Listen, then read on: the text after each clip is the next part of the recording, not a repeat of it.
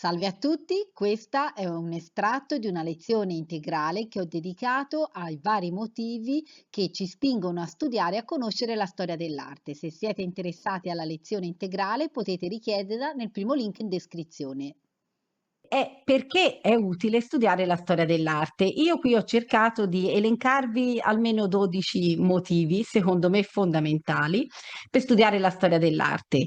Sicuramente voi che mi seguite anche da anni, i motivi li conoscete molto bene, però è una lezione utile che ci fa vedere comunque le tante sfaccettature della storia dell'arte e perché davvero ci arricchisce così tanto. L'importanza appunto della storia dell'arte. Studiare la storia è fondamentale, proprio la storia dell'arte, per comprendere il passato, il presente attuale che stiamo vivendo, ma anche il futuro.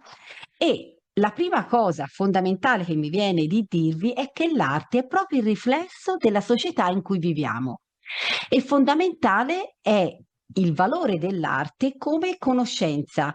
Considerate che qui vedete due icone di due tempi completamente diversi. Un'icona dell'età preistorica, queste Venere, che sono queste donne così prosperose, con i seni abbondanti, sono simbolo di richiamo a una fertilità, un richiamo propiziatorio per l'uomo primitivo, e qui vediamo invece una donna, un'icona, questa volta dell'arte contemporanea, una delle attrici più importanti del cinema, no? E quindi capite bene che l'arte riflette la società in cui è stata, in cui viene creata, e soprattutto appunto è uno strumento per comprendere il passato, il presente, ma anche il futuro. Mi metto a confronto, per esempio, queste tre immagini e vi pongo questa domanda: che cos'è la storia dell'arte? Innanzitutto, la storia dell'arte è quell'aspetto della storia che studia che cosa? L'evoluzione artistica, delle espressioni artistiche, legata logicamente ai contesti storici e culturali.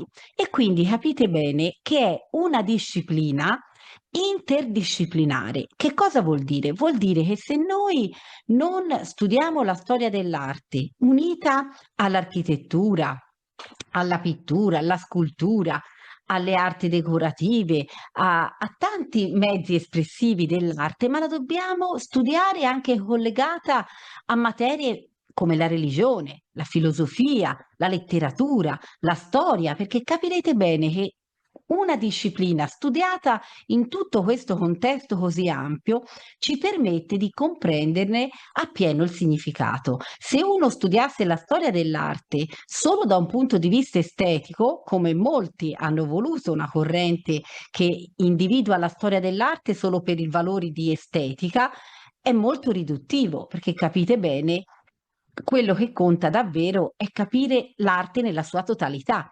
E allora capirete come cambia il concetto, per esempio, di queste tre sculture. La prima che vi mostro è una scultura di un faraone e quindi questa scultura ci esprime tutta la potenza, no? La potenza divina di un faraone che era considerato appunto una divinità. E quindi vedete come sta seduto in questa posa ieratica, frontale, sacrale. Guardate la scultura al centro, tutti la conoscete, è un capolavoro invece della scultura del Rinascimento. Questa volta non incarna un faraone, un potere in un'unica persona, tutt'altro, è il potere dell'uomo del Rinascimento, l'uomo che può, se vuole, cambiare il suo destino, come fa il David, quel giovinetto che riesce con l'ingegno a sconfiggere il gigante Golia. E qui, guardate all'estrema destra, trovate di Giacometti L'uomo che cammina. È l'uomo contemporaneo, con tutte le sue difficoltà, con tutte le sue inquietudini. E quindi capite bene che l'uomo si è quasi smaterializzato, è rimasto uno scheletro, no? Pensate, mi viene in mente l'arte del Novecento, la storia del Novecento, e pensate all'uomo che esce dai campi di concentramento, che non uscirà dai campi di concentramento. E mettete a confronto il faraone con questo personaggio e capite subito che questa scultura ci racconta davvero molto sulla società in cui è stata E allora creata. Volevo farvi capire subito, per quanto riguarda l'arte, le distinzioni che ci sono state anche nei vari secoli.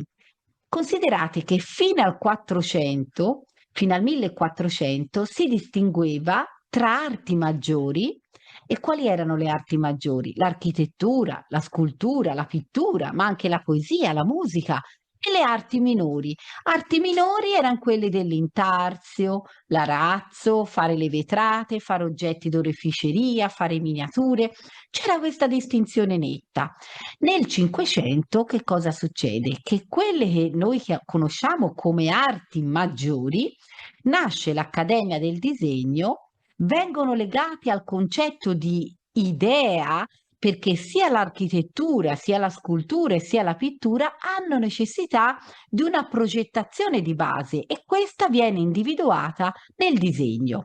Quindi l'ideazione dell'opera è talmente fondamentale da creare l'Accademia delle Arti e del Disegno, che sarà il disegno la base di architettura, scultura e pittura. Nel Settecento le arti del disegno diventerà Accademia di Belle Arti perché lo scopo diventa la ricerca del bello, di un bello ideale. Siamo nel Settecento. Guardate che cosa diventano invece le arti minori. Le arti minori nell'Ottocento si chiameranno arti applicate, cioè si applicheranno questi soggetti alla decorazione di oggetti e non saranno più chiamate arti minori e considerate inferiori, ma saranno arti applicate. Avete mai sentito parlare dell'Art Nouveau e di tutte appunto le arti applicate? Mentre quelle che erano le belle arti diventano arti figurative se creano immagini o arti plastiche. Ancora oggi c'è questa distinzione all'Accademia, logicamente.